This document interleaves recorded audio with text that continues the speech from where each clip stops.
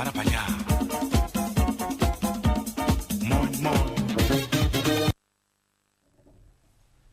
Oh, hello there.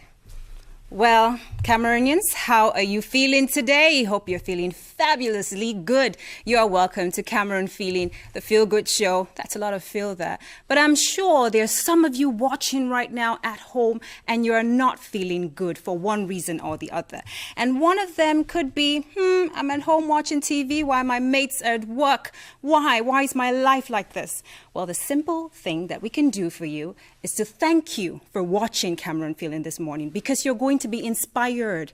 Yes, you can always identify something around you that can help you to start a business and become an entrepreneur and make it in life. So we've invited someone special, someone as young as you watching right now, who started his own business and has been doing so ever since and is working pretty well for him. Do you want to find out about his story? Then keep watching. Now, beyond that, we started on Tuesday talking about cervical cancer. It's something that could affect you, this lady watching today. That's why it's important for you to know how to prevent it or how to treat it, because it is possible. Here on Cameroon Feeling, we bring hope to your doorstep or right in front of you as you watch your TV screens. Beyond that, if you have a skill, I started the program touching that artifact over there. So lovely, isn't it?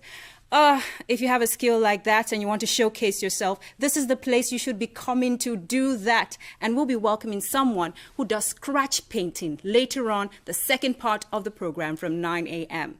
But first, when we talk about Cameroon, we talk about discovering our beautiful country, yes, and its uniqueness. So I'm going to take you to discover Dodeo. Have you ever heard of that? I didn't say rodeo, I said Dodeo. Discover that place with our very own Ellis Waji Banmia. Interesting tales there. Let's watch.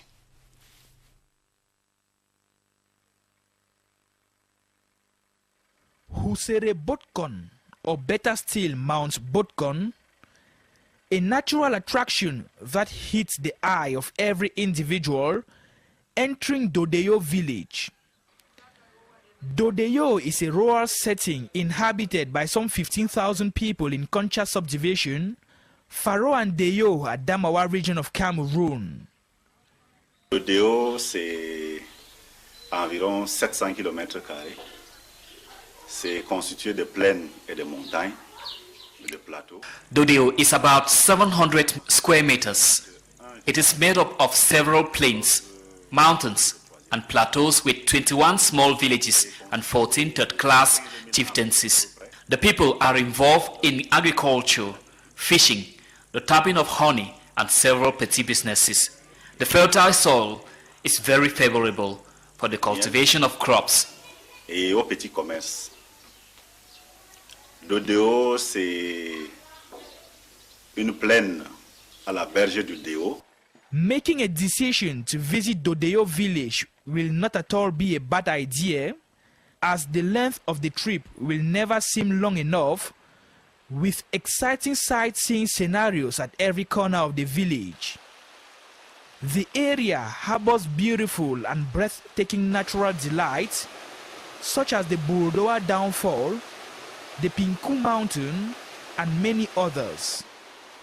Amongst all these fascinating sights, this particular pool of water catches my attention, as natives of Dodeo explain that it contains a variety of fish species which must be consumed only by locals of the village.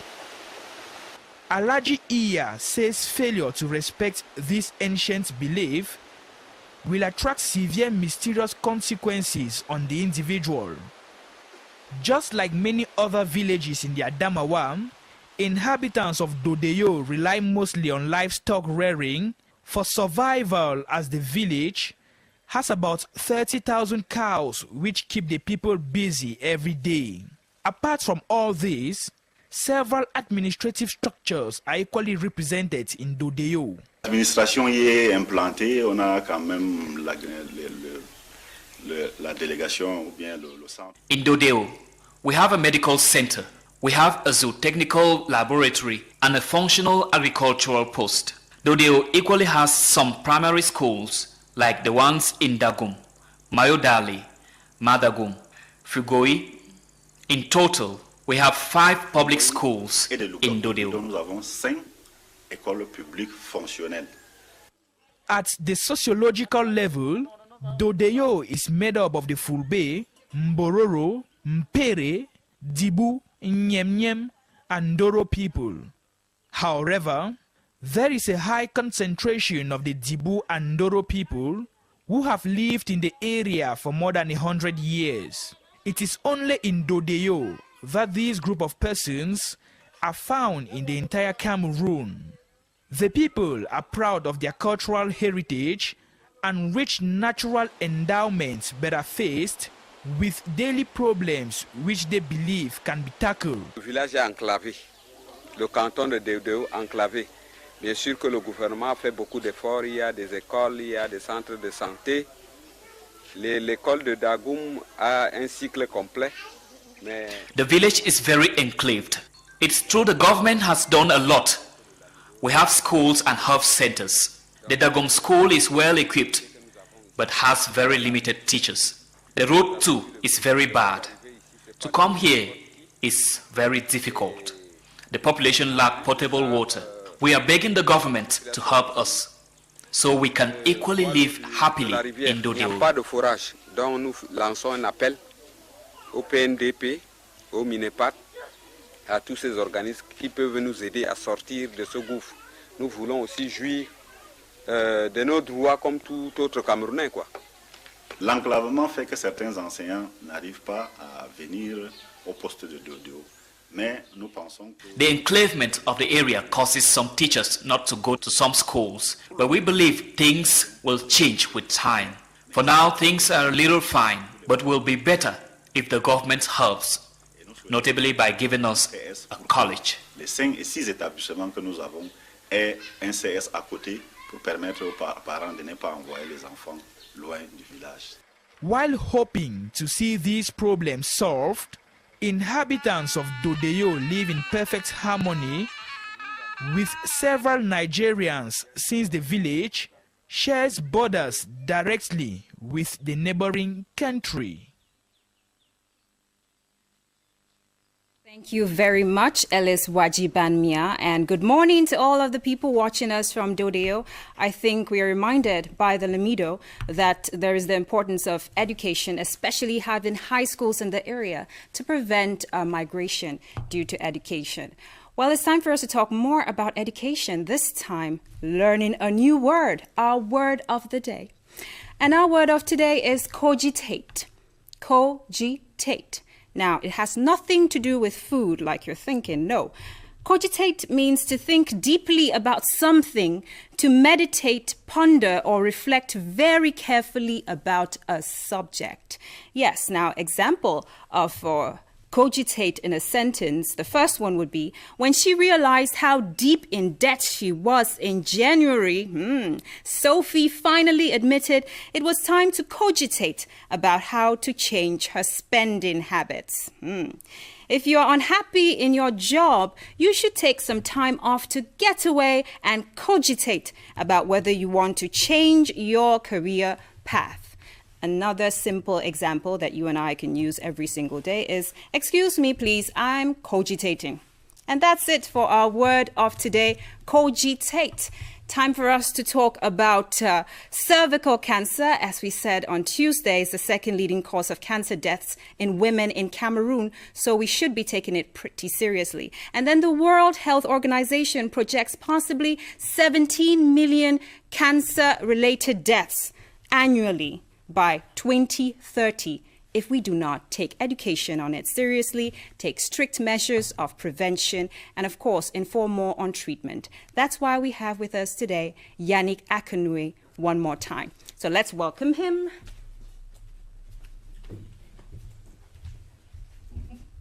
Hi, Yannick. You're welcome. Thank you.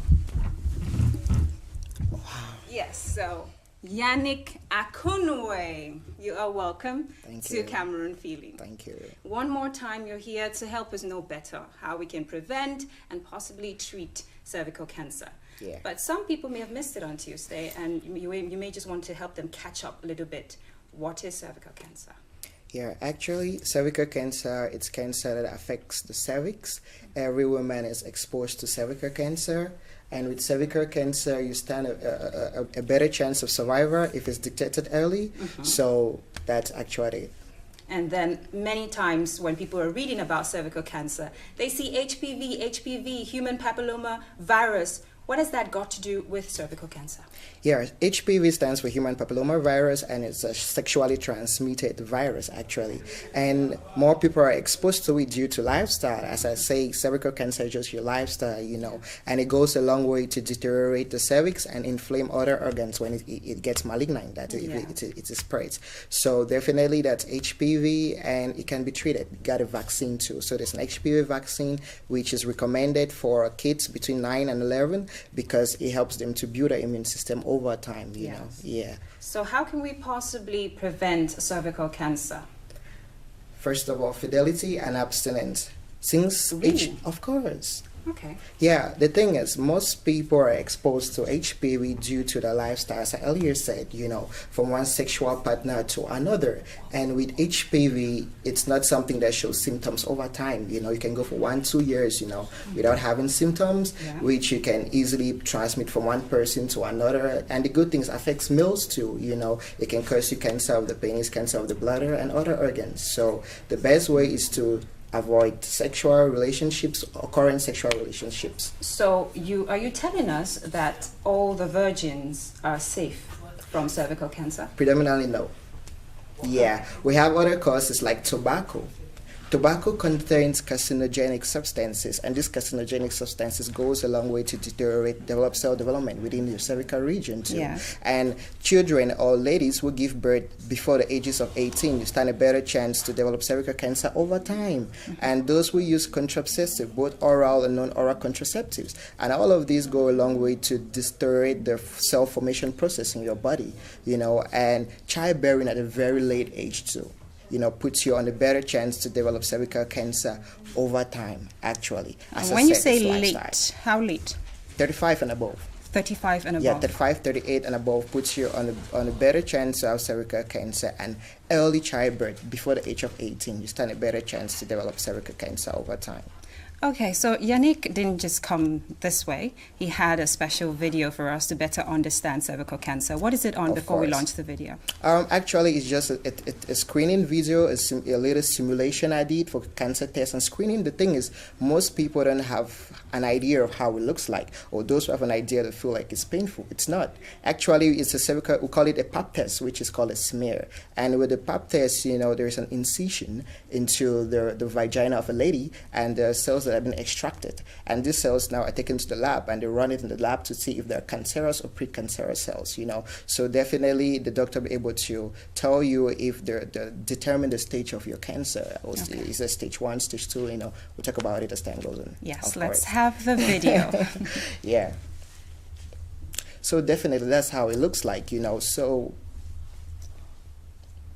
internal examination, which is primarily done for early diagnosis of cervical cancer. Women between 30 and 60 years of age are advised to make a cervical smear for screening purposes every 3 years. A cervical smear can be made by your own general practitioner. Often it is the assistant who performs the examination. First, they will go through a questionnaire with you. To make a cervical smear, you will lie on an examination table with a bare lower body. The assistant will need a speculum to perform the cervical smear examination. Before the examination, the speculum will be brought to body temperature by warming it with warm water. Then it is brought into the vagina and the speculum is opened. The walls of the vagina are spread and the cervix becomes visible.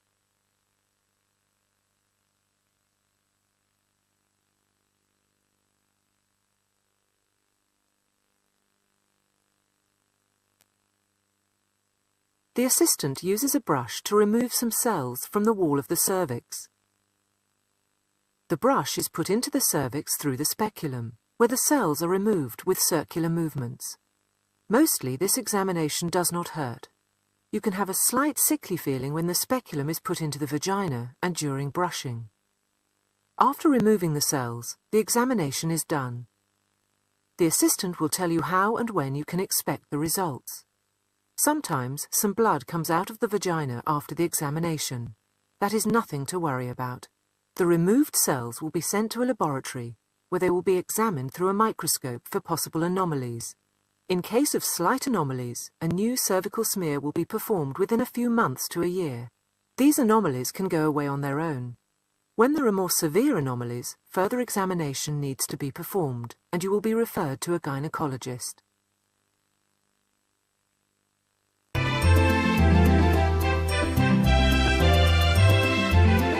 Yes, that's pretty invasive when you look at it, but if it's for your health, I'm sure you should go for it. How many times should screening be done? Actually, we recommend girls between 21 to about 35 to do screening like once in 2 years, and after 35, you recommend your doctor to do it after 5 years. So when you reach 55-year-old, you're free from cervical cancer screening. Yeah, so that's the process, And concerning HPV2, on Tuesday, I said, the least, if you can pick up the vaccine between the ages of 9 to 11, you stand a better chance as a male to do it before you reach 21. After 21, it's not advisable as a male, and as a female, maximum age is 26 to pick up the HPV vaccine. You can contact your neighbor health practitioner, to have more information on how much the vaccine is going to cost. And you can always visit Z Cancer Foundation. Now tell us about the stages of cervical cancer. Yeah, we use a 5-stage grading system from 0 to 4. So with 0, there are precancerous cells within the cervical region of the woman. So when they get from precancerous to go to stage 1, there is internal deprivation within your cervix that's towards your uterus. And with stage 2, the cells grow from the uterus wall, down in between the pelvis and the cervix. And with stage 3, there is external growth, thereby the cells helping to block the tract of your urethra. That's the tract leading to your bladder. Yes. So thereby deteriorating the flow of urine, and start having difficulties, to urinate. And with stage 4, that is when it has escalated, it has metastasized, it has spread from one organ to the other, from your cervix to the bladder, and to other organs of your body. That's a very late stage, and there is so much which is recommended at that stage. It's very important to visit your doctor as often as possible so you don't get to feel how stage 4 looks like. Of course. Now, what about treatment? Is it possible? Yeah, the good thing is we always advise screening is the best way to detect cervical cancer, and when it's detected early, you stand a better chance of survival, actually. So there are measures. There is the first measure we call hysterectomy, which is the surgical removal of your uterus and your cervix, actually, and they scrape out cells from there. So apart from that, we have radiotherapy, and radiotherapy is given alongside with chemotherapy, which is an induced cancer form, and radiotherapy, there are high rates of radiations, X-rays that are being sent into your body to be able to shrink down the cells, so we call it chemoradiation. It's given alongside that, or apart from that, there is a biological process we call colonization, which is an advanced form of cervical cancer treatment too, So with chemotherapy, there are expected side effects over time, because chemotherapy, it's designed, to kill cells that rapidly develop without maturing, because those are cancer cells. Yes. So they rapidly develop, they don't mature and they spread. So chemotherapy kills every rapid developing cells within your body. So there are lots of side effects with radiochemotherapy, which you should expect over time. So you can have that through our special counseling program too, on zcancerfoundation.org. Okay. Yeah. Now, Yannick, before we let you go, we want to remind those who are watching, who are asking themselves, why are you talking about cervical cancer? Because it's around every single everywhere. Yeah. You never know. It could be your case or someone you know. But particularly because January is the awareness month. Of course. What is the word you want Cameroonians to know about cervical cancer and what it has to do with dieting, for example? Let it be your final word for today. Screening, early detection is the best way to combat cancer. Yes. And I used to tell my folks is cancer, it's not a killer disease from what people say and what people know. It's just the fear of cancer that makes it a killer disease, and it's our daily lifestyle. And as I said, with diet too, your diet puts you on a better chance to avoid carcinogenic substances. We have diet rich in flavonoids, carotenoids, and antioxidants like fruits. Break it down for us. Yeah. What should we be eating? Yeah, something like flavonoids. Flavonoids are fruity substances like oranges, lactose, vegetables. And I recommend people to eat at least 3/4 vegetables and 1/4 meaty food substances. It puts you on a better chance to help your body build immune defensive organ mechanisms, to help fight against cervical cancer, because you can go 2 years without noticing HPV in your system, and most of the times HPV automatically kills itself, but the truth is it goes and comes back. So having a good diet, and eating more of vegetables and green fruits puts you on a better chance of survival. With that said, Yannick, I'll ask you a little bit. Do you have a farm? Of course. Do you have a farm? A garden. Oh, a garden. What do you plant? Lettuce, green spices, that kind of stuff. Yeah, tomatoes.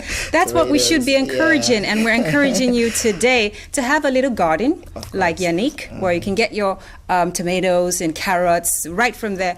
Or you can get into the greenhouse ventures. Of course. Have a greenhouse on your own. Of course. Now, if you're asking me what is a greenhouse, it's time for you to watch this.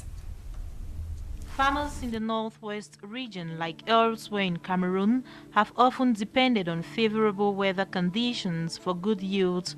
Meanwhile, there is a scarcity of some food types at certain periods of the year. At a time when government is working towards modernizing the agric sector in Cameroon, there is a dire need for farmers in the country to step up their productivity, taking into consideration the economic and social profitability of their activity. This will require innovative techniques, and greenhouse farming could be an alternative. Normally, this is the beginning of a greenhouse. We take out the old plants and then we go through a treatment of the soil. So we treat the soil to disinfect it. There are many methods. There's a method called solarization, which is enabling just the sun to come in and then kill all bacteria that's in the soil. There are others that we have to use chemicals, but we avoid the use of chemicals since some of them, they get to stay in the soil. This concept is relatively new to Cameroonians, and it took off from Bengui, Momo division in the northwest region of Cameroon. Greenhouse technology has existed since the 15th century. All over from Nigeria to Ghana to Kenya to South Africa, they are using greenhouses. But you wonder why Cameroon, which is all agricultural, we don't have greenhouses yet. So it comes with the challenges of integrating, making people believe that, okay, this is something that everyone could use it and everyone could actually benefit from it. But not just everyone, but it benefits the people, the planet, and also gives a lot of profits in return. This is the largest greenhouse farm Cameroon can boast of for now.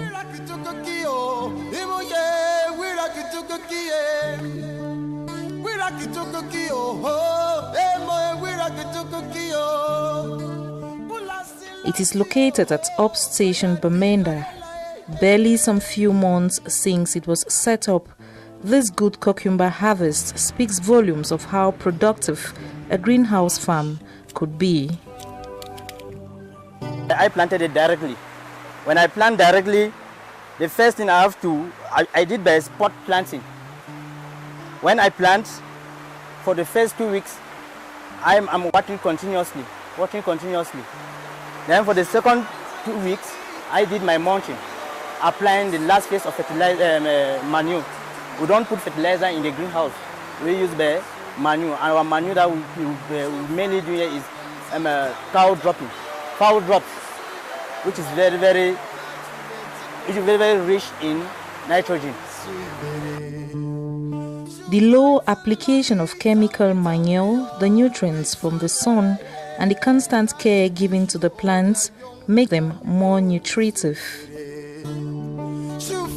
This is a plant that is already growing, and so far we have done the staking and the pruning for this plant. And the reason for doing this pruning and staking is to allow the plant to grow straight and to avoid the plant to grow on the ground, because the essence of the plant to grow on the ground might expose the plant to diseases. While we do this, we will continue with the staking and the pruning of the plant. And any other activities that come along the plant may also involve watering of the plant to ensure that the plant grows well. Besides, greenhouse farming has several advantages. The unique thing about what we have here is that they grow in a very unique style because of the way we have the suspension system. So you have them growing very high, and then you have the fruits producing very much at the bottom. It makes it in such a way that we have a lot that has been produced. And every flower you see here is a potential fruit, which makes it so that from in here, from the 220 plants that we have, we could be coming up with close to 800 kilograms of everything we can harvest in here. This irrigation scheme facilitates greenhouse farming. The drip system says that water is being provided only at the point of the plant. It helps a lot because, one, you reduce the amount of water that is being used. Two, when you see that you water just under the plant, it minimizes weeds that grow around the plant. So you don't have weeds that are competing with the plant, taking food away from the plant. The other system is that it takes away the labor.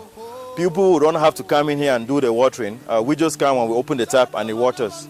So usually it is proven that this very system, we can also use it in a way they call fertigation, where you can just put fertilizer in the tank itself and then it just waters. So you don't have to come plant by plant putting the fertilizer. However, it requires just beyond a piece of land. Having land is one aspect, which is the most important aspect, but the passion to do the work is very important. You need people who are committed to what we're doing. You need people who understand that, hey, plants are just like humans. They need you on a day-to-day basis. They need you to look at them. They need you to read them. They need you. They don't communicate, but we can communicate with them, especially having been here with them. Because you look at the color of the leaves, you look at the stem, you look at what is happening, you could understand what the plant is talking to you about. So, and if you don't have a passion for that, you may never understand what the plant is actually telling you. At a time when Cameroon is engaged in second-generation agriculture, ventures like these are a worthy example.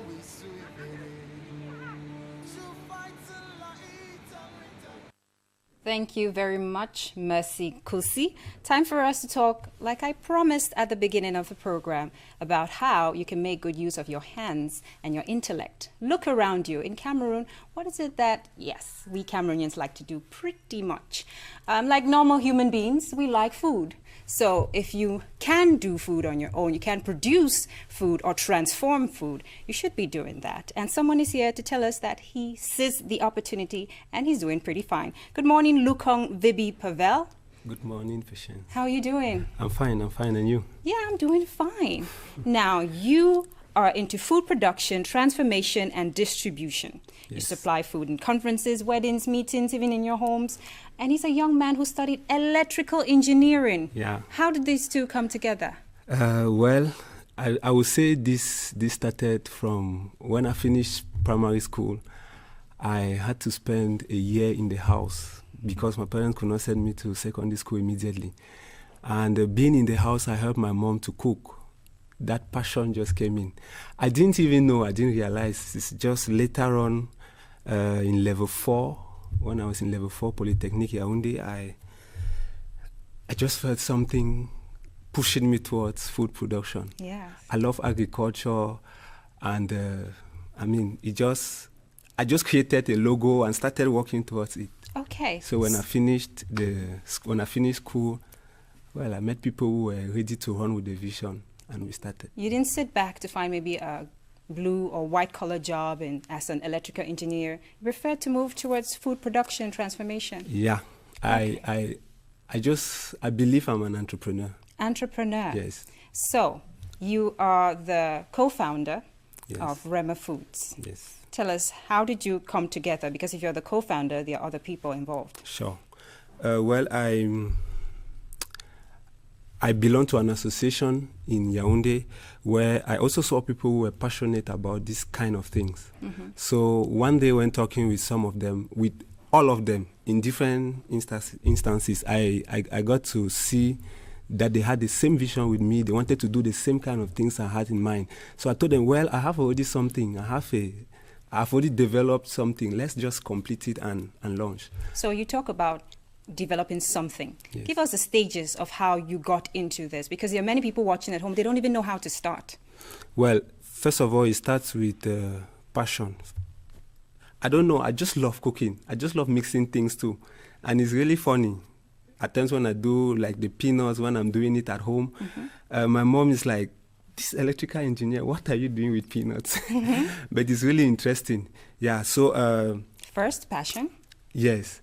Then after that, you need to be... I left school, I didn't really know what it means to be an entrepreneur. I decided to go for a training. Okay. At Diamond Center, where I was trained as an engineer, as an entrepreneur. And when I came out, there was that fire. They had given me how I should go about it. So from there, I started writing a business plan. Yes. Good. Writing a business plan means you should be observant, see what you have to change. Though I'm producing these things, I will not do them the same way these women do around in the quarters. At least I'm an extra educated. touch, yeah. Mommy's touch. Yeah. Yes. For example, in the peanuts, we have many flavors. It's not just the normal nutmeg that we see everywhere.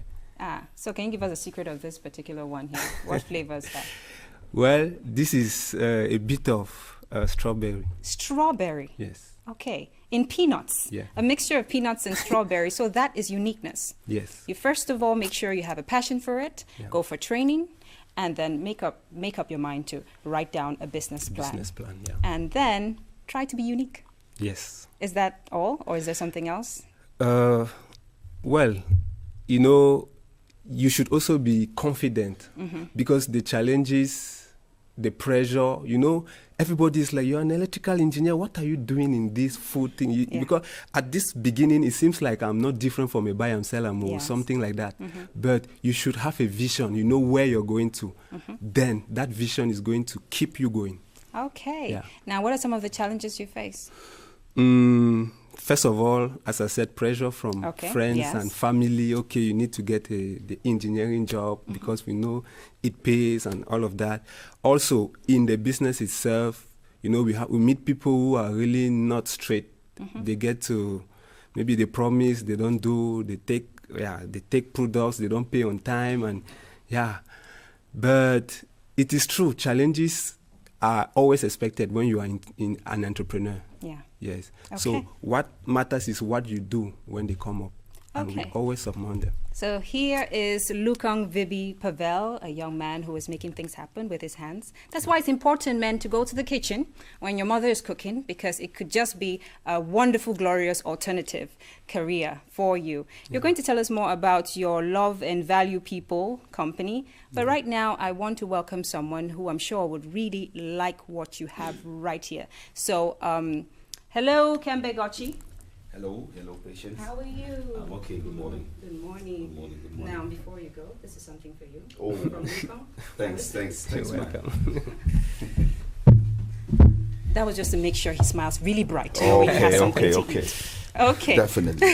How are you doing this morning, Kembe Gochi? I'm doing okay. Very beautiful morning in the nation's capital. Yes. So he's here, as usual, every Thursday to give us a few feature stories that mark this week in the newspapers.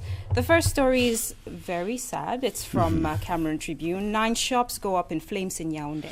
Yes, Patience, the incident took place at the Karafuntimi neighborhood, according to Cameroon Tribune, in the early hours of January 4, 2019.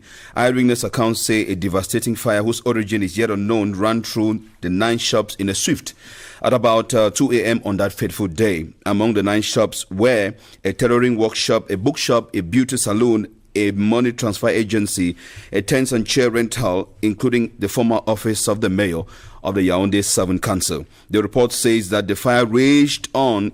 As the fire raged on, inhabitants of the neighborhood did everything humanly possible to put it out, all in futility due to the outrageous nature of the flames. And the flames were finally contained thanks to the timely intervention of firefighters who received a distress call. Unfortunately, the fire left nothing worth salvaging in all the 9 shops, but thankfully, Patience, there were no human casualties. That's really sad. From flames of pain to flames of hope and blessing. According to the Guardian Post, 8 Betua Central Prison inmates get baptized. Yes, a few days gone into the start of a new month. In the new year, the East Regional Synod of Cameroon Evangelical Church thought it wise to organize celebrations with inmates of the Betua Central Prison, according to the Guardian Post. And the ceremony that saw 8 inmates receiving the sacrament of baptism and confirmation was organized by the East Regional Synod of the Evangelical Church of Cameroon in Betua. Conducting the church service in the premises of the Betua Central Prison, the representative of the East Regional Synod of the Evangelical Church of Cameroon, Reverend Pastor Desiree, exhorted the inmates to change their lifestyles, embrace and follow Christ, who is the only Savior of mankind. He also called on the inmates to have confidence in the Lord and always trust Him even in prison. In response, 8 inmates immediately decided to accept the sacrament of baptism and confirmation as new workers in God's vineyard. That's life. After good news like this comes bad news again from the Guardian Post. A truck crushes a mother and her daughter. Shock, disbelief and consternation gripped some inhabitants of Italy neighborhood in Betua as they helplessly watched the cold hands of death snatch the lives of 2 ladies. According to the article, Alima Mustafa, 41, and Fadimatu Fadali, 19, and a 9-year-old girl on board a commercial bike heading towards Enya in the northern entrance of Betua were unfortunately victims of the accident. The motorbike rider, without taking note of the traffic situation, is alleged to have quickly dashed into the road where he found himself stuck in the midst of 2 trucks. Out of panic, the 2 women jumped off the bike and found themselves under the tires of one of the trucks. Reports say all efforts to save their lives by paramedics were abortive, as one died on the spot while the other gave up the ghost later in the Betua Regional Hospital. The motorbike rider, who sustained no injuries, vanished into thin air after realizing the degree of damage he had done due to his carelessness. The 9-year-old girl, on her part, miraculously sustained no injuries. Patients, observers say, observers are of the opinion that such accidents and many others could be avoided if there was a secondary road for heavy-duty trucks, stopping them from scrambling for the little available space in the tarred stretches of road running through the city. Others say recklessness on the part of the motorbike riders is not helping matters. Patients. Children are such a blessing, but not everyone believes so. According to the Guardian Post, a toddler found in the trash can. That's in Douala. A baby whose name authorities of the Deido District Hospital in Douala have given as Luke Anshange is in fine form after residents rescued him from a trash can on December 29, 2018. The article says Anshange was discovered dumped in a waste can alive before inhabitants stormed the scene and carried him to the medical facility. Medics quickly took the baby, conducted tests before putting him at a maternity ward. Patients. Okay, so Lukong, I'm sure coming here, going to a taxi or so. What do you think about taxis in Cameroon? Clean, dirty? No comment? Some are clean, but I think Yaoundé is a mixture. In other towns like Boya and Bamenda, they are better. Okay, time for us to talk about the council. Moving up to train cab drivers, as written in Cameroon Tribune. Yeah, the Yaoundé 3 Council, in partnership with the Automotive Vocation Training Center on Wednesday, January 2, launched a project known as Safe and Secure Taxis. The project is aimed at training at least 1,000 taxi drivers in Yaoundé for free to become professionals and also to empower them with everything they need to better improve their lives and that of their families while contributing positively to the growth of the society. The managing director of the Automotive Vocational Training Center says they would use 28 modules to train the taximen. According to him, they are out to change the mentality of taximen towards external actors such as forces of law and other. And beside government actors, the taximen will also be educated on how to interact with other drivers and pedestrians on the road. Patients. And it is a 2-year project in which each driver will have to allocate 4 to 5 hours a week to attend the training at the premises of the Yaoundé 3 Council. And the newspaper further states that the mayor of the Yaoundé 3 Council, Otele Etienne Manda, told the taximen present at the launch not to be allergic to change, but should rather embrace new beginnings in their profession and evolve. Well, a final story, maybe briefly, from the Guardian Post. A police officer sacked for receiving 5,000 francs a bribe. When the case came up for hearing last week, the lawyer of the policeman expressed dismay that an officer could be sacked over an amount of money as small as 5,000 CFA francs. The legal luminary considered the punishment too heavy for the offense and attributed the action to high-handedness, abuse of powers, and injustice inflicted on his client by the top brass of the National Police Force. The defense counsel told the court that his client, former Inspector of Police Edward Ebo, is being accused of gross irresponsibility, negligence, violating the ethics of his professional duties, lack of loyalty, and lack of probity. The dismissal statement went on to point out patience that on the night of May 7, 2016, the inspector took a bribe of 5,000 francs from a heavy-duty truck driver transporting timber. He then did not inspect the car documents. Plus, the inspector's superior officer at the checkpoint did not accept the bribe and insisted that the truck be thoroughly checked. That was when the truck driver attempted to flee, and as the driver tried to flee, the inspector took the officer's car, started chasing the driver, which resulted in a fatal accident. And the state prosecutor insisted that the police force had no duty intercepting and inspecting forest products like wood. He insisted that the inspector carried a personal vehicle belonging to his superior officer to run after a driver without obtaining permission from his boss. And the defense counsel in response insisted that a policeman had the right to run after a criminal or anyone who commits an offense, whether the policeman gets authorization from hierarchy or not. At the end of the day, the hearing, patience, the appeal was rejected by the court. Thank you very much, Nkembe Ngochi. You're welcome. Thank you too for passing by Lukong Vibi Pavel, who has come up with a new company, Love and Value People. And in March, he'll be having Biogas Solution open, and he's also the co-founder of Prexel. If people want to know more about you, a Facebook page? Yes, we have a Facebook page, just like the name, Rhema Foods. On Facebook, you will see all the projects we've carried out, the pictures on everything, the supplies we've done in conferences, in weddings, and all of that. Yeah. Thank you for passing by to inspire young people like you. Thank you too. Thank you for the opportunity. Time for us to listen to some good music by Lynx La Vie. He talks about not giving up in life.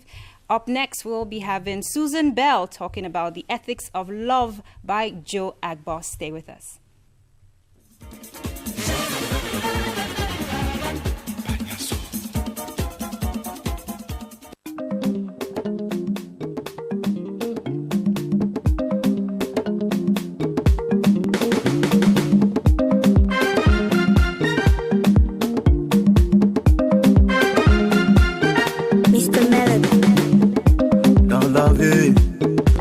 Ça ne donne pas le lait, mon ami. Vous changez vos coupés sommeil. I don't suffer, I no go tire, mommy. I don't work out, but I no go tire, mommy. Yeah. La vie appartient à ceux qui ne dorment pas. Faut pas baisser les bras. Yeah. La vie appartient à ceux qui ne dorment pas. Faut pas baisser les bras. Yeah. La vie appartient à ceux qui ne dorment pas. Eva. Sunday hot, you go see me for the on the rain.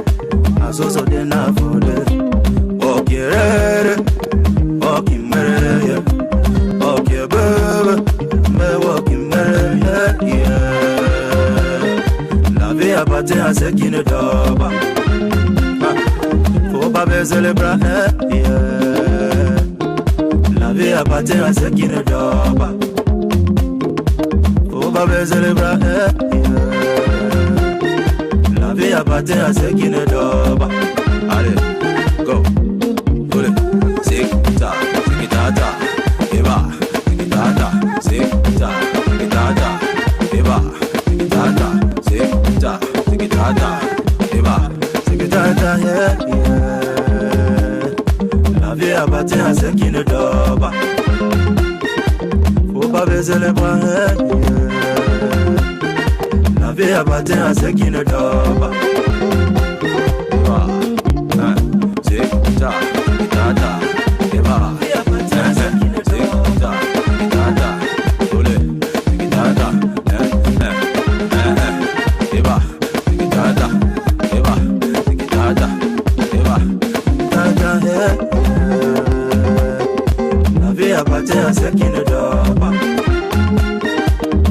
pas baisser les bras. La vie appartient à ceux qui ne dorment pas. Faut pas baisser les bras. La vie appartient à ceux qui ne dorment pas.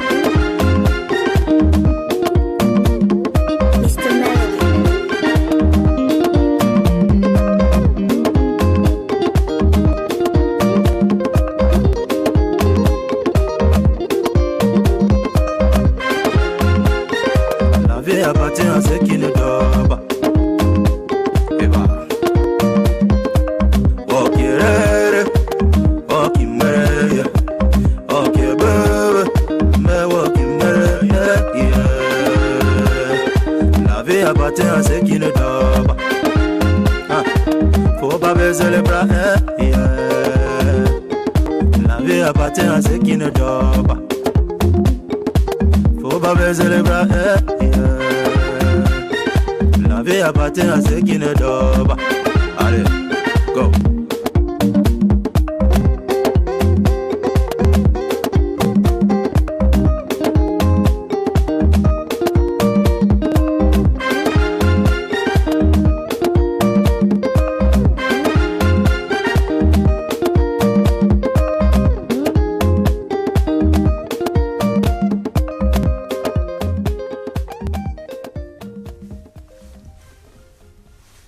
Oh yeah, la vie appartient à ceux qui ne dorment pas. Life belongs to people who do not sleep. And it's good that you're awake at this time of the day and watching Cameron Feeling, because this is where you get entertained and also inspired, because we have a number of people coming up with inspiring stories, whether they're writing about the realities of life, such as sex education and why you should be having that conversation with your children, or scratch painting. Have you ever heard of that? Painting with a blade. How does that even work out? Right. That's the question you should be asking yourself. And we'll be getting the answers in a moment. And of course, we have the lady from Soul. We call her the Soul Ambassador, the Soul Queen of Music. She's Chilli Wawaye. She'll be here to tell us about her career and lots more. You're welcome to Cameron Feeling. Here, we feel good and we make you feel good too. We ensure that you're inspired, but also that you talk to people around you to inspire them to grow up into sane adults. That's why Susan Bell is right here with an author of a book that is tricky. Parents don't like talking about this thing, but we'll talk about it today. Hello, Susan Bell. Good morning, Patience. How are you doing? I'm great. You are holding a book. I want to touch that book Yes, for a you moment. need to touch it and you need Yes. to read it as soon as we're done with the program today. Ethics of Love by a bishop. So we know that we'll be getting the truth and only the truth. A sex and moral education companion, and he's right here with us. Good morning, Joe Akbar. Thank you. You're welcome to Cameron Feeling. Thank you. Okay, so you're here to tell us about your book, but that will be with Susan Bell. Exactly. And before we go into the interview, let's have this review of the book. Perfect. In image. Okay. Akbar Kamak Joseph Eta's Ethics of Love is all about sex education, which in most homes is little talked about. The author gives information and lays down principles capable of guiding the youth in this delicate subject. He also gives directives to parents and the society in general on how to tackle the subject of sex education in a society where the moral challenges of sexuality are enormous. In his literature, he does not hesitate to call a spade, but above all, handles the subject matter with maturity, not only as a father, but as a clergyman. The information of sex education contained in this 129-page book is an indication that once the youth, parents, and society in general are conscious of their sexuality, it will be possible to obtain a morally sound society. Joe Akbar is a bishop and a national pastor of New Community Methodist Church, Cameroon. He is a theologian and the President Patriarch of Sunrise Pastors Council. Yes, you're welcome, Joe Akbar. Thank you, Susan. We've just listened to that review. Do you agree with what you listened? I agree with your review. It is very exquisite. Okay. Now, what assessment do you make of the sexual life of youth in particular and the society in general? Well, for me to say, because I was once a youth, and I know exactly how we lived our life. But today, the youth of today have some pressures which we didn't have. And because of these pressures, most of them have become a little bit reckless, you see, and more because this subject is always avoided, it has always been avoided, and they have not actually been given the right information as it should be. So it makes them actually to engage into sexual activities or whatever without actually knowing what they are doing. There's a lot of ignorance in the air among the youth today as concerns this very important subject in life. Okay, now let me go into the book and read an excerpt. It goes thus: God made sex, and sex is good. I can't lie to you, but good things can become bad if misused. So is it with sex. Now, the question is, are the youth actually misusing sex?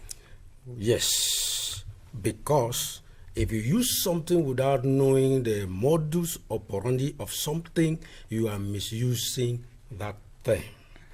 God actually made sex, and it is good, as I've said. I cannot lie to anybody because God does not do bad things. Yes. But a good thing can become bad if misused, and that is the problem. That is why we're having a lot of passions of crime today and many other things which are going along this area, because most of the youths today enter into love affairs without even knowing the definition of love. If you ask most of the youth today what is love, many of them will not give you the definition. If you doubt me, go to home, ask your son, ask whatever person, what is love? Tell them to give you the definition of love, you find out they don't even know. And there are many sex-related, words that are not understood. That is why I took a whole time in a chapter in the book to be able to explain some of these things, what it really means, so that they can grasp a meaning. And in engaging into an activity, you should know what you are doing and the ethics involved in that activity. As a pastor and as a father who you are, what is actually the definition of love? Because maybe Patience and I, we probably don't know the definition, but... I want everybody to read this book. If you want to know the real definition of love, I would like you to get a copy of the book and read it, because I've taken time to give what is love and the different kinds of love, which I will not stand here now to give maybe a lecture on it, because that's not the problem. Susan said correctly, you're not only a father, you're a grandfather. Thank you. So your grandchildren will be reading a book like this, which is a guide to build character, virtue, values, and self-mastery. Yes. When you talk about self-mastery, what does that mean? Okay. You know, that is what makes us different from animals. We must master ourselves and not ourselves mastering us.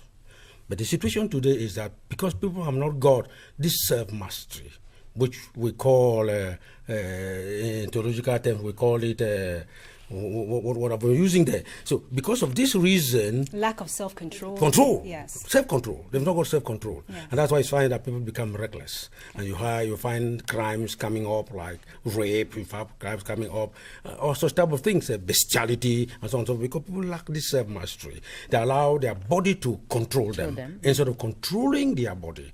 But God made that we should control our body and not our body controlling us. Okay.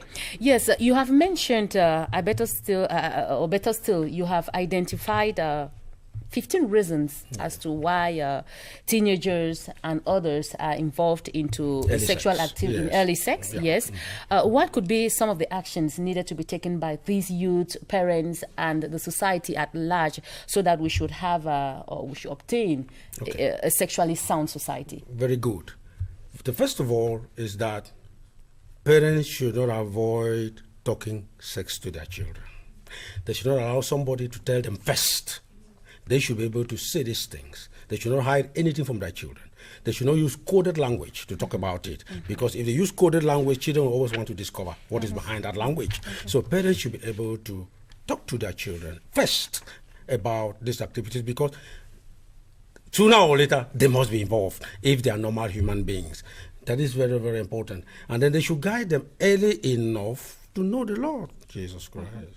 Because when we know the Lord Jesus Christ is the only one who can fill us with the virtues, who can fill us with the virtue of chastity, which is a product of the Holy Spirit of God, working in us and transforming us and giving us a new nature which can help us transcend our natural passions and so on and so forth, or tendencies. So they should lead their child to Christ early enough so that they will get the values of life, so that actually they will have the morale, so that actually their hearts will be cultivated. Because the important thing is that many people's hearts are not cultivated. And I must add, Mr. Joe Akbo, that it's all about respecting yourself and respecting another. If you imbibe that in your children, then there isn't really much you can fear. Susan, you have a picture there that's pretty interesting. Exactly. He talked about coded language, and there is just an example here where the mother is bathing the 4-year-old kid, and the child is asking, "Mommy, what is this in between my legs?" And so he says, "It is your thing." So see the mother talking in a coded language, and it was very interesting to illustrate this, that parents should not go, talking. We exactly. TT. It is a pennies. It is a pennies. It's not a thing. Okay. So now my last question will be: why should love have ethics? That would be my last question for you. Well, as I said earlier, a society without ethics is a society of robots. Love, everything should have ethics, the way it should apply, the way it should be used. And that is why love should have ethics. Even life itself has ethics. And we know that we live to love, and we love to produce life. So it goes together, both life and ethics. If ethics, life has ethics, therefore love too has to get ethics. And so that we can be able to use our love life or love in a way that the norms will be respected and able to produce the life which is needed by God. That's why love should have ethics, so that it should not be misused. And Patience, I said the last question, but where can we find this book? It's important. This book, or you give us your contact. No publicity, you can find it at Cosmopen Big Shop around Carrefour Emia. Okay. And my contact is 677 300 402. 677 300 402. Okay. Ladies and gentlemen, thank you very much, Susan Bell, as well. You're welcome. That was Ethics of Love by Joe Agbo, Bishop Joseph Ita, National Pastor of Methodist Church as well. Thank you for passing by. Thank you, Patience. Now we know more about taboos, discussed myths, broken and coded languages explained, but not enough for you not to get this book. So he told you where you should find it, read it, and maybe share it with your children. Exactly. That's a way you can facilitate communication. Okay, so it's time for us to wish a happy birthday to some of you watching the program right now, born this week. I'm thinking of Mempu Sophia, our own very colleague, Charles Timbe, and Amandine Cho, as well as Cho Tima, the musician who was once here on the program, Augustine Gia as well, and as well as Patience and Bella. On Sunday, it's her birthday, so just tell us where we're going to have a party. Thank you very much, Susan. Thank God I'm brown. I can't show my blush, but thank you very much. Okay. I'll let you know. Okay. Anyway, happy birthday to my father. He was born this week, Mr. Feminian Edward Fye.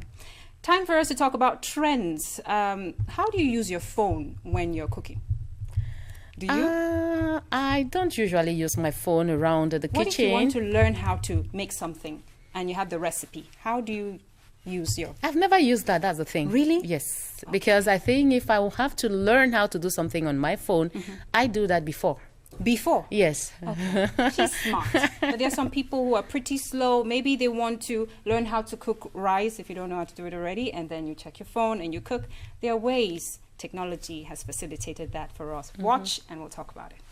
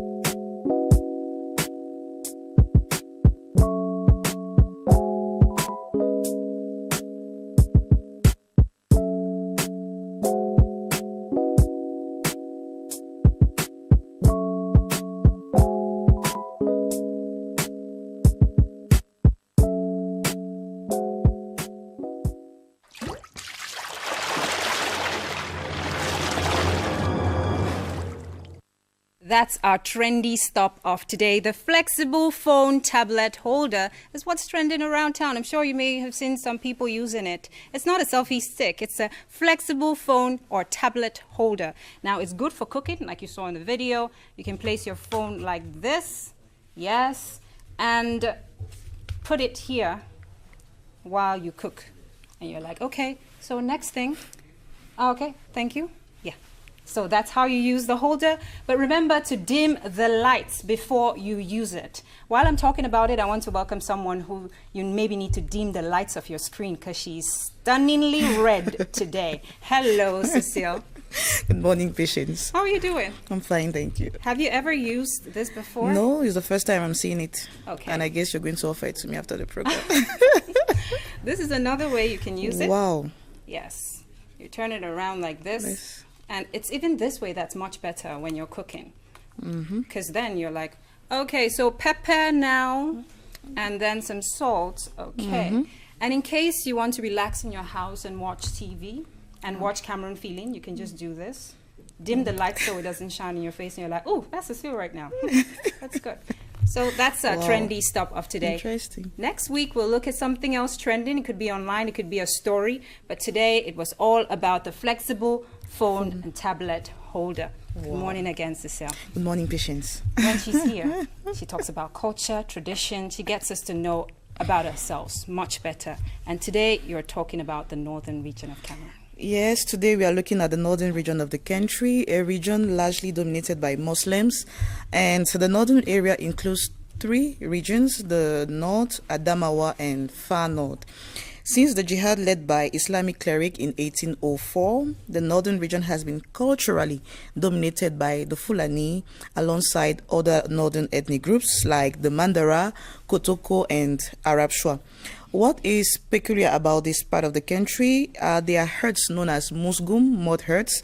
I don't know if you've ever seen one. Cone-shaped? Yes. Okay. They are traditional domestic structures built with mud by the ethnic Musgum people in the Maga subdivision in the Mayo Dainai division of the Far North region. In the following guided tour of the Civilization Museum, Erlin Sofer tells us more about the people living in the northern part of the country.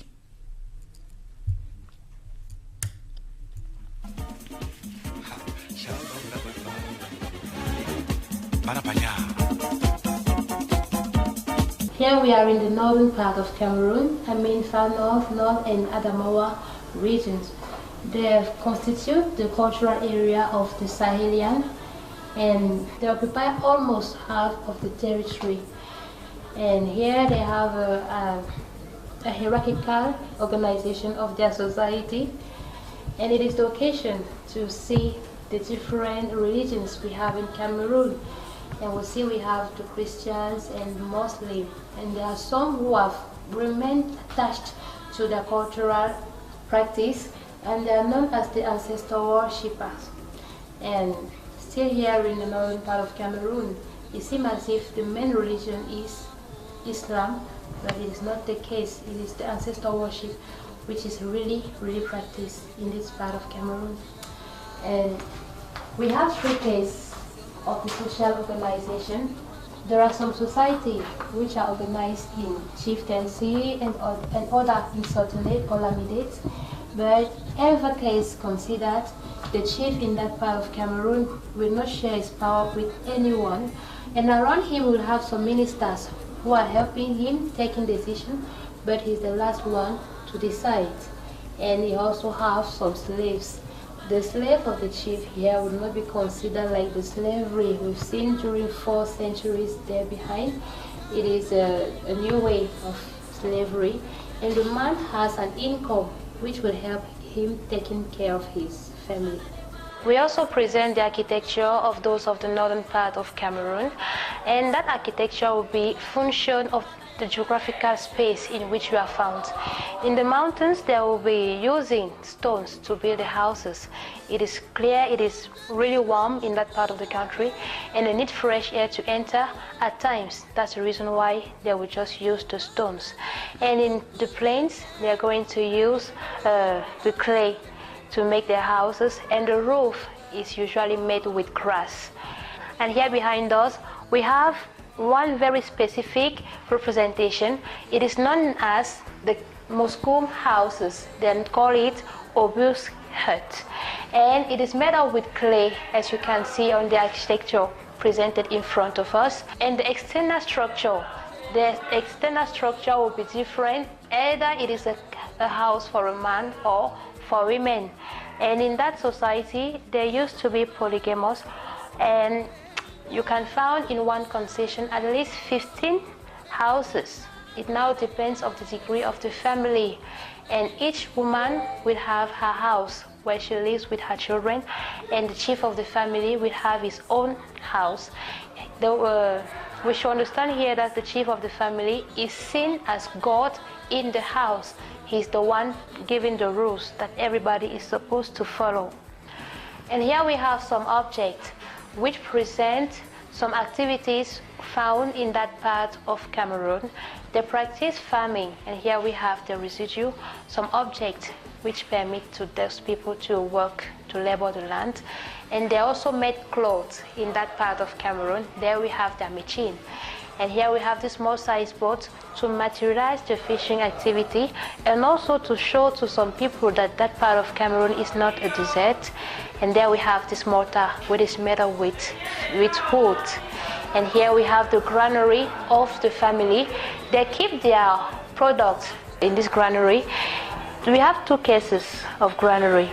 There is a common one, or there will be the individual granary for each woman. When it is the common, all of the women are supposed to fill one granary. But when it comes of taking product from it, the chief of the family is the only one allowed to do it. And when each woman has her own granary, she can take it and roll it the way she likes.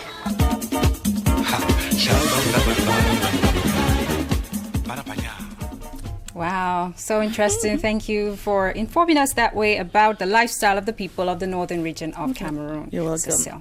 And you're holding something really interesting there. Yep. It's really interesting, and the author is here. Yes. And you it's have so beautiful. The crown of thorns, so I believe that must be Jesus, battered. Yes. It's always a story behind art, and that's why we have Calixtus Domiginyu right here with us. He's already very busy painting something. Good morning. Good morning, Patience. That's why I like painters. You just come and you're inspired and you start painting. How are you feeling this morning? No, I feel great, especially being here. Okay. So, that painting over there, what does it take to come up with something like that? It takes weeks, maybe months. And that one in particular is not yet finished. Really? Yeah, it's not finished. If it was finished, you'll see my signature on it. Okay, so that shows that the work of art is complete. Yeah, because that it is abandoned, because art can only be abandoned. It cannot be completed. Be completed, yeah. Okay, so tell us a little bit about yourself, Calixtus. How did you become so passionate about this? I cannot tell exactly when I started painting, because I started when I was a kid in primary school, maybe 6-7 years. I had the passion to see anything. I want to produce it myself. I want to see that thing being done by myself. So I took it as something, and I could even draw my mates and show them, and they buy. Yeah, so I finished the secondary school, went to the university. I did physics in the university. And then after that, that's when I started realizing maybe arts can do something better to me. Then I started going into the professional level of it. So it started just with pencils. Yes. Okay. So what does it take to paint? It takes... I just like touching things with myself. So Okay. Be careful that there is a weight band that you can... Okay. It takes just an inspiration. I get my inspiration from nature, from circumstances around me, from other artists, and most especially from God. Because I know He's the best artist that ever existed, that is and will ever be. And so that is from where I draw most of my inspiration. Because the purpose is to serve Him. That's all. So now, how do you come up with this? That one... Someone looking at it will say the agony of Christ, will say Passion of Christ. Yes. But to me, I call it the temple in 3 days. The temple in 3 days. The temple in 3 days. The temple in 3 days is from his words, from Jesus' words. He said, you can destroy this temple, but I will rebuild it in 3 days. So there is a lot there. If you look at the crown, actually, there is you have people fighting on it. You have all type of sins. It's like a summary of the 10 Commandments. Really? Yeah.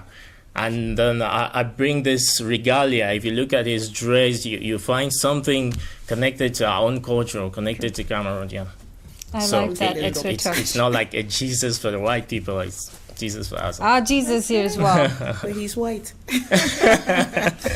Good. Thank you so much, Cecile.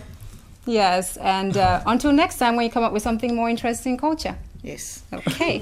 Well, back to you. Do you have like a favorite work of art that you really, really are so proud of? Yeah, this one. Okay. This particular one, yeah. Okay. I call it the treasure within. The treasure within. I got the inspiration from a book I read, written by a priest, Father Andrew Nga in Cambe. Yeah. Yeah, this talks about the body, which is the guy you see here, the soul, the sober woman, and then the spirit right inside the door. And then it explains how you can become somebody great only by tapping from the treasure within you. Because you look here, it's as if it is dry outwardly, and you have a window, a door, and inwardly you find the green freshness. Yeah, it gives the green lights in life. When you go within you to tap from the treasure within you, you find the green lights and the red lights. And at the end, you see two roads. And at the end of one, you have fire. At the end of one, you have light. So it really explains why some people are kind of dark, even though they have a position. They do things that you think abnormal. Yes. Yeah. And there's always hope. And yeah, and there's always hope. And some people, you find them at the same level as others, but they do good things. They're so inclined to pleasing God. Oh yes, and I must specify there is a signature here. So this one is complete. It's complete. Yeah. Okay, so did you study this? No, I didn't. I would just say it's a gift from God. That's why I say the purpose is His, and I'm just bringing it out. Okay. I'm just an instrument.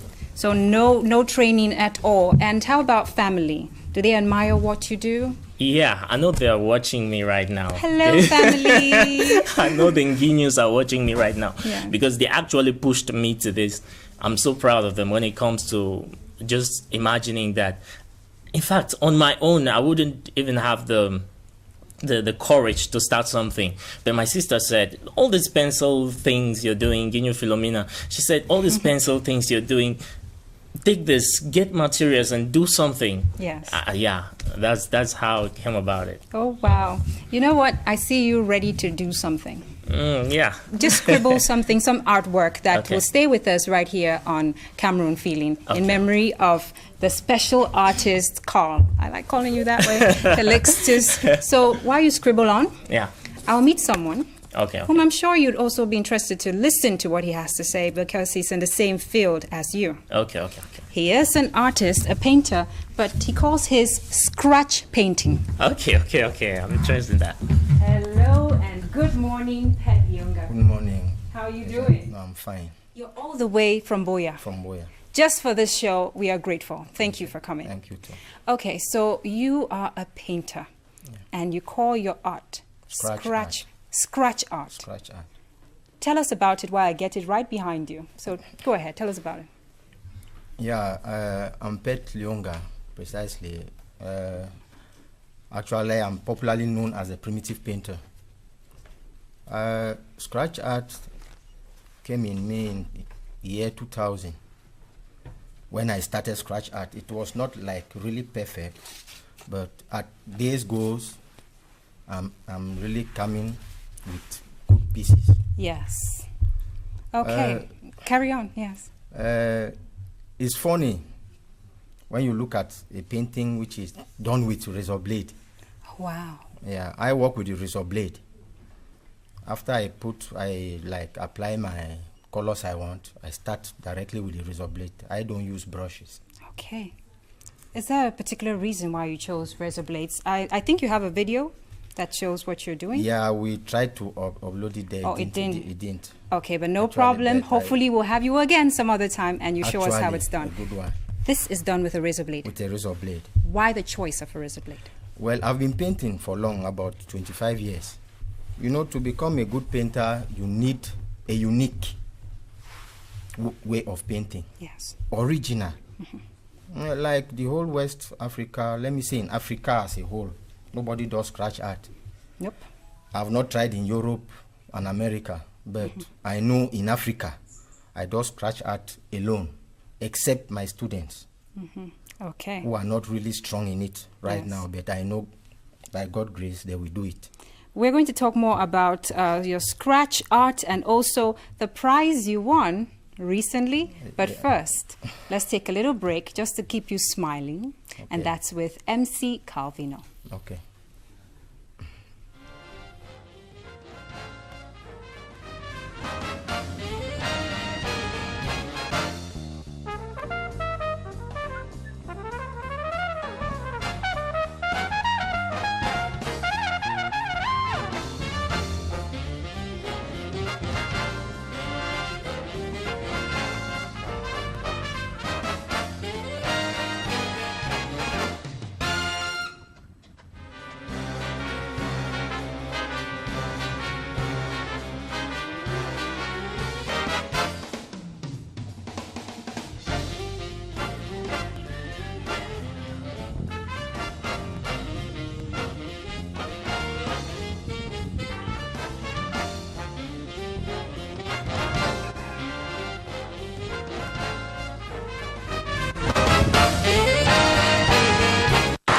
Saliga.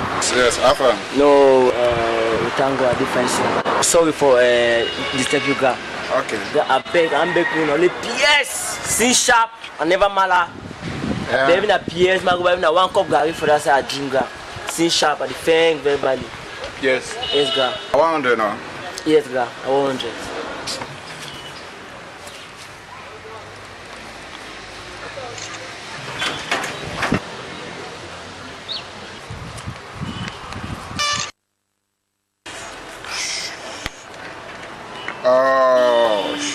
You don't get lucky, eh? I don't get change. The smallest money I get there is 1,000. I don't know whether you get change. You are giving how much inside the 1,000? You ask now 100 now? Yes, gang. I get 900 for you, gang. I get 900. You get 900? Yes, gang. And you never chop? Why you not take that 900? Go buy something chop. You get 900, you beg. I did laugh you, eh?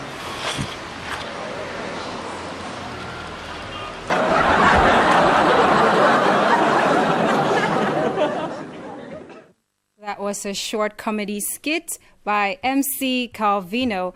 And the simple question is, how do we call beggars with change? I mean, he needs money, but he's ready to give you extra money to get the money you have. I think that's a deal. That's not begging at all. Right here with us, we're in conversation with Pet Lionga, all the way from Boya, a fabulous scratch artist.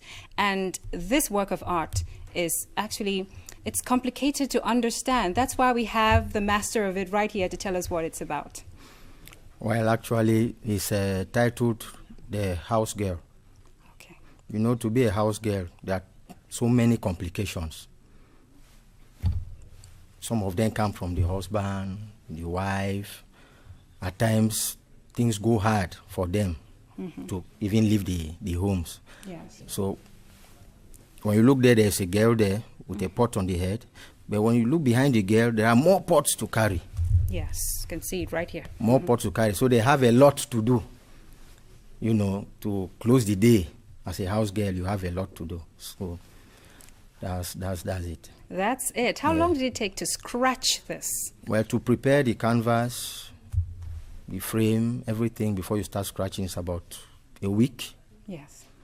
And it's been done only during the dry season.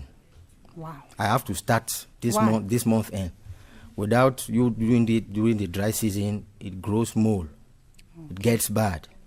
If you look at painting, I did this one the year 2008. Yes. Till now, you see the way it is.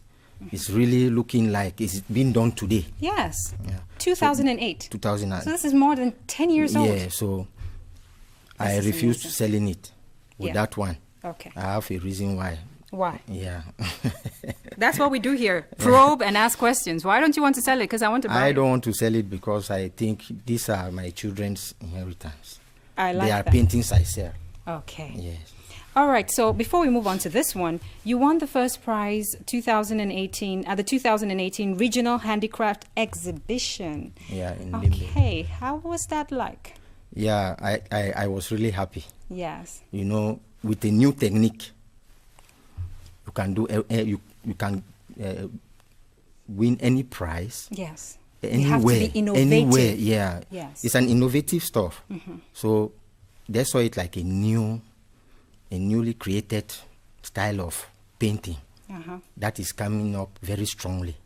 So, Pat, tell me, Yeah. did you start scratching when you were like 5? You started using a blade to No. scratch. How did it grow in you?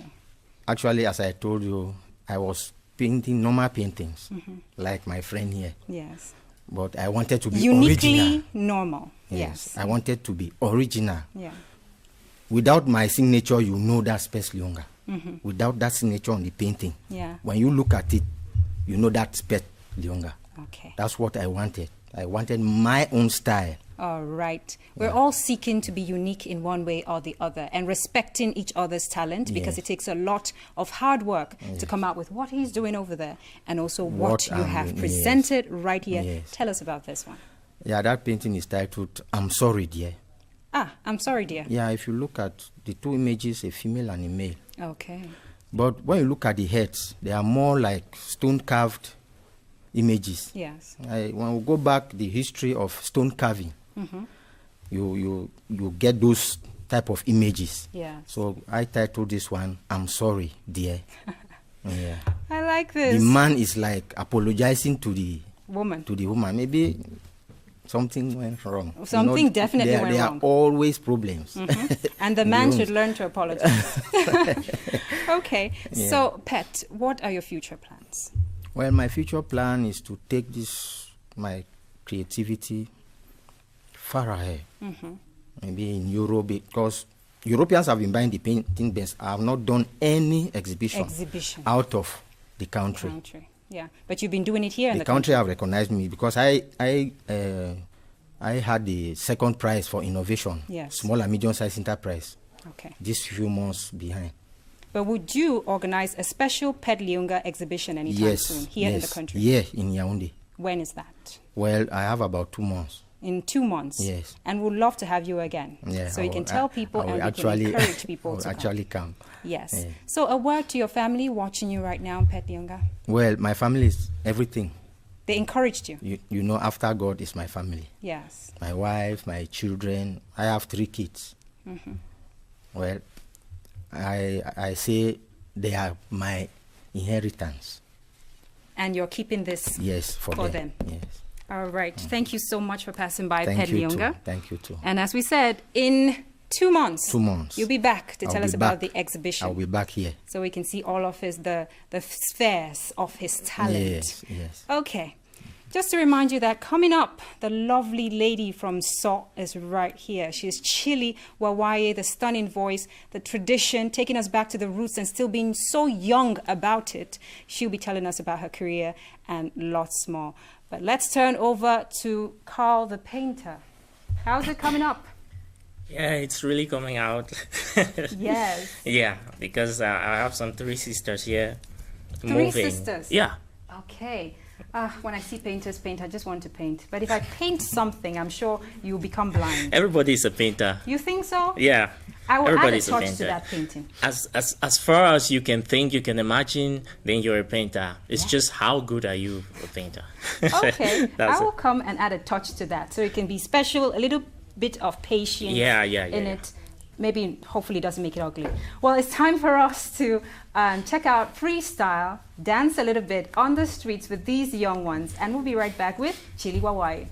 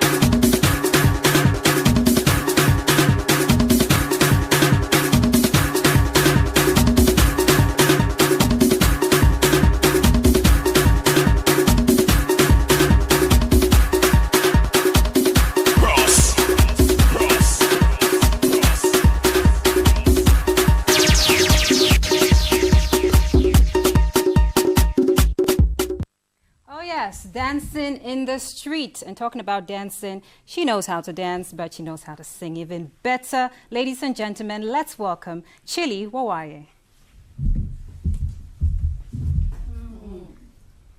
Welcome. Thank you. Have a seat right there. Thank you very much.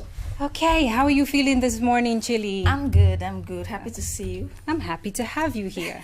Now, ladies and gentlemen, she is Chilli, born in Kumbo, Northwest region, influenced by the soul heritage, singing about it, making us sing in her own language because we want to join her in the melody. Well, you've been a singer for how long now? Professionally for 5 years. 5 years. But before then, I was already singing in the church choir, in the school choir, in a cappella groups, while in the secondary school. Okay, this face is recognizable here because we had a video, Hayo remix with Longe Longe on Tuesday. But it didn't start there. It started with Grandma. Oh, yes. Tell us about that. Grandma, back in the days, used to sing great songs of old Wee Bat Bean, who is one of the great singers and a lyricist. Grandmom used to take me to some cultural events and ceremonies, and she used to sing really great rhythmic cultural songs in the house. Yes. And one time in my singing passion journey, I was like, yes, we have an amazing culture. We have great songs that I had nowhere in the world except in Seoul. Yes. So I therefore took that initiative to bring forth and expose these great songs to the festive platform. And that's how I started the journey of recuperating these great ancient songs and compiling them in the first album that I termed My Heritage. My Heritage. Okay. You know, on Cameron Feeling, we don't make it so easy. When you talk about what Grandma used to teach you, let's test you. Do you remember what Grandma used to sing? Can we have a little melody? Yes. Let's have that. Oh, liar, dam, bam, bam. Adela Marivela, Basa Wing Marira the Fae. So that's what. You know, I was pausing because I wanted her to continue. Yes, that's one of the songs she used to sing. Then beyond that, you joined the choir, the school choir. Yes. Okay, how did that add to your career? I was in the church choir in Kumbo, in JMJ choir. When I left Kumbo and came to Yaoundé in the university, I joined the Glorious Voices. Of the University of Yaoundé 1? Yes. Yes. And that's where I equally gained some professional skills on how to sing. And it opened me to a lot on how to carry on myself like a professional singer. You didn't just venture into your own. You kind of went under a few people, that is singing as a backup singer for a number of talents we know, such as UK-based Deborah Debs. Oh, yes. And Longe Longe. Oh, yes. So from being his backup singer to singing with him. Singing with him. What have you learned so far from these people? Yes, I've learned that you need to work hard. Yes. Personally, I've worked with Longe Longe, where I'm based in Douala, and I discovered he's a very hardworking person. And to stay true to yourself, he's just a simple person. Because at times you start to think that you have to live an extraordinary life because you're seen on TV. Because you're famous. He's just normal, he's simple, he eats in the restaurant, he walks in the quarter. So what I learned from them is humility and just being yourself. Okay. Now, in these times of urban music, Chilli, when most people are going to be inspired from the West and other places around, you stick to your roots. Oh, yeah. Why? Yes, I believe that I have something extraordinary and unique to add to the music industry. And that's why I've been tapping my inspiration from where I come. But with time, it will interest you that to know that Chilli has with time evolved to doing a melange of traditional music. Because I was going to Overdone. Yes, that was where I was heading to. No. Yes. So it will interest you to know that Chilli has evolved to doing a melange of traditional music and urban flair, which I term Jang Pop or urban Jang. Jang Pop, I love that. Thank you. Okay, so you've evolved, and this song, Overdone. Yeah. When was it released? Last year? Last year, 2017. Tell us a little bit about it. That was when you moved a little bit into pop. Yes. Yes, Overdone is a love song that encourages the man to take care of the lady. And the lady telling the man, if it continues this way, I would always be with you, I would always respect you, and I would always love you. So Overdone is a melange of the traditional flair and an urban flair. So, and you know, I would always keep my signature by keeping all the songs I do traditional, be it with the mother tongue, be it with the rhythm. Yes. Okay, the song that's going on behind is actually what you just sang right now. The featuring with Longele? No. Okay, My Heritage. Yes, My Heritage. I did it some years back. Yes, and that video was so unique. I absolutely loved it, and it's still very current until date. Thank you so much. But most people refer to you as a soul cultural ambassador. Oh, Do yes. you agree with that title, or is it a heavy cap to wear? It's heavy, but I agree to that. Yes. I won't shy away from it because so far I'm one of the young persons in SOC who has decided to really carry this culture in and out of the country. And I actually appreciate the SOC community too in the USA who really honored me. Like yes, you had a tour in the US. Tell us about it. Yes, it was an amazing adventure.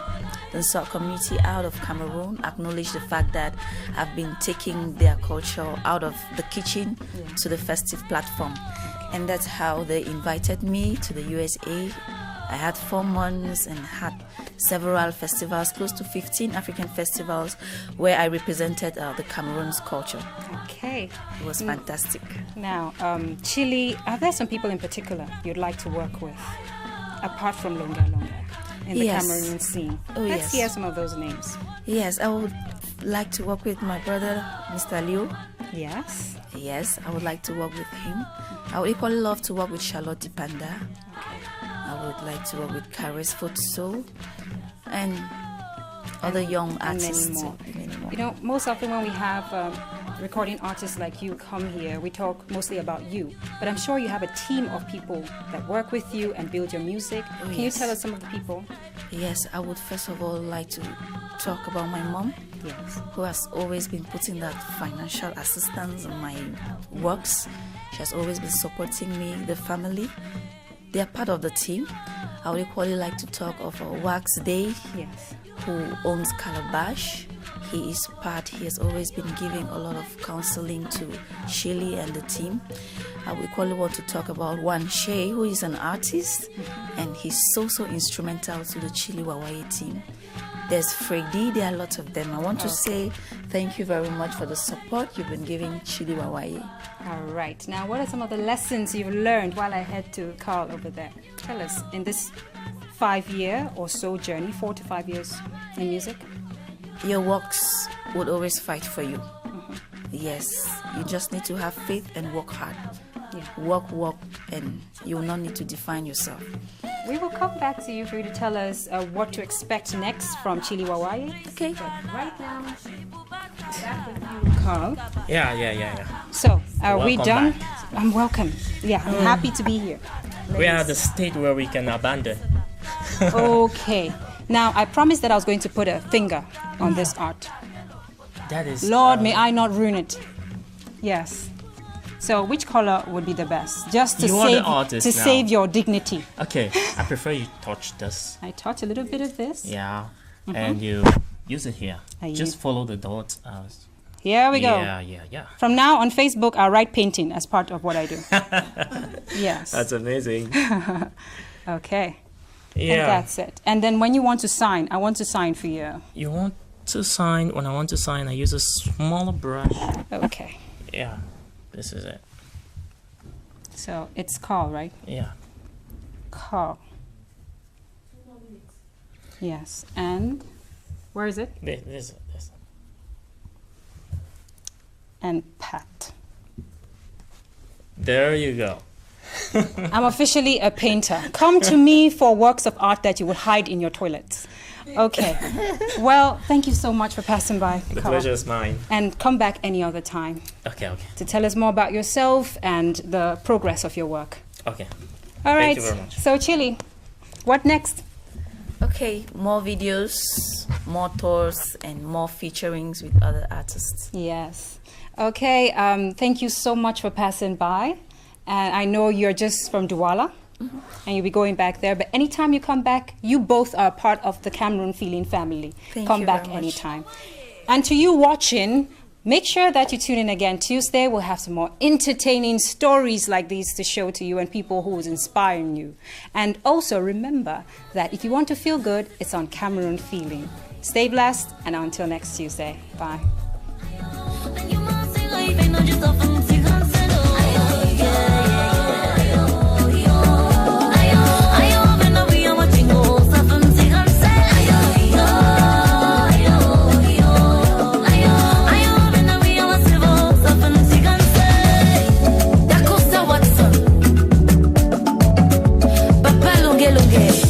The Liberator.